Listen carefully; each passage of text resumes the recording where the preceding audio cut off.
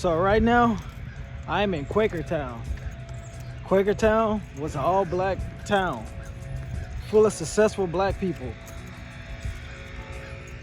And it got tore down for what you see now.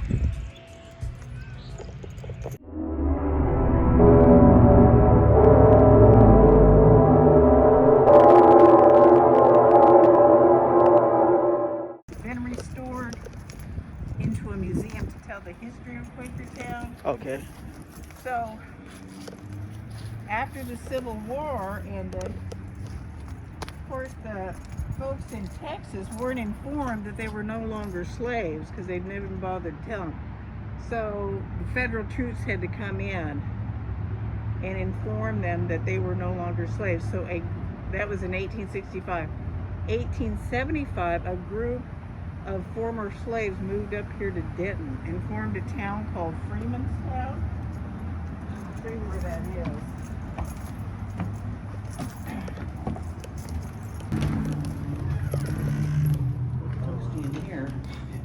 It's all good. Try not to step on the carpet. Oh no, you can step on the carpet. No, it's fine. So they come up. Freeman's Town was down here. So this is QuakerTown. See, this is where the library is and the Civic Center, and this was the town of QuakerTown.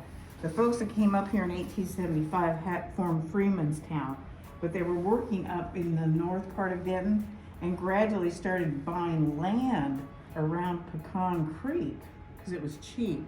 Okay. And it would flood every year, so they started buying land here.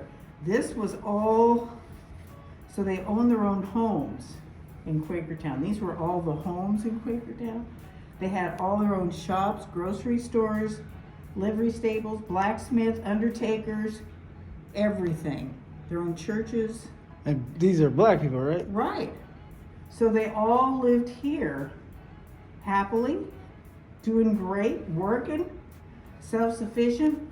But he decided he was trying to get accreditation and he didn't want a black community next to his campus.